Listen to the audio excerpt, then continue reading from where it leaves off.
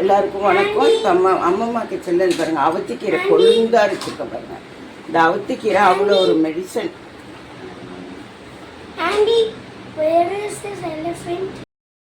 கிச்சனில் அவத்திக்கீரை கொழுந்து வச்சுருக்கேன் பாருங்கள். இந்த மாதிரி கொழுந்து எடுத்துக்கோங்க. இது அவ்வளோ ஒரு மெடிசன். இதில் அவ்வளோ ஒரு மருத்துவ குணம் இருக்குது. இதை நம்ம இது நல்லா கழுவிட்டு அலசி வச்சுருக்கேன். ஒரு டம்ளருக்கு இந்த அளவு போகிறோம். நம்ம இதில் உருவி போட்டுட்டு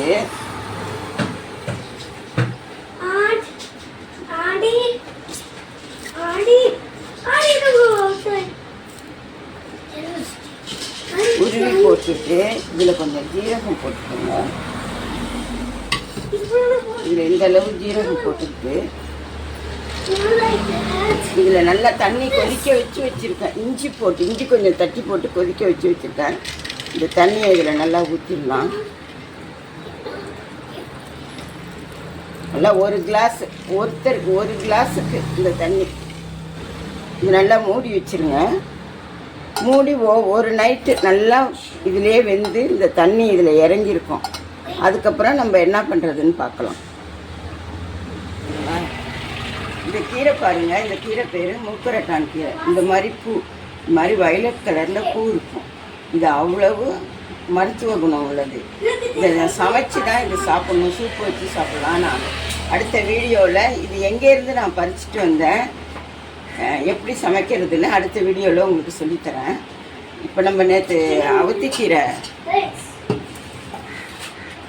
சுடு தண்ணி கொதிக்க வச்சு வேக வச்சோம்ல, இந்த அவத்திக்கீரை தண்ணியை நம்ம கொஞ்சம் இந்த தண்ணியை கொதிக்க வைக்கும்போது இந்த மாதிரி இந்த அளவுக்கு இஞ்சி துண்டு போட்டு நசுக்கி போட்டு கொதிக்க வச்சுருந்தேன். காமிக்கலை, தண்ணியில் கொதிக்க வச்சுட்டேன்.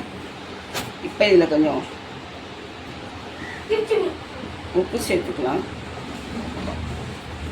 இதில் ஜீரகம் போட்டுக்கோம் நேற்று.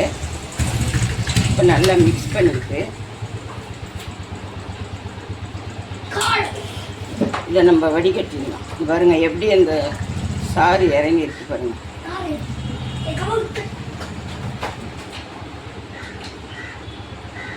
இந்த தண்ணியை நீங்கள் டெய்லி காலம்பரை வெறும் வயிற்றுல இந்த அளவுக்கு இந்த அளவுக்கு ஒருத்தருக்கு இந்த அளவுக்கு எடுத்துக்கிட்டிங்கன்னா உங்கள் வயிற்றில் இருக்கிற அல்சர் சீக்கிரம் குணமடையும்.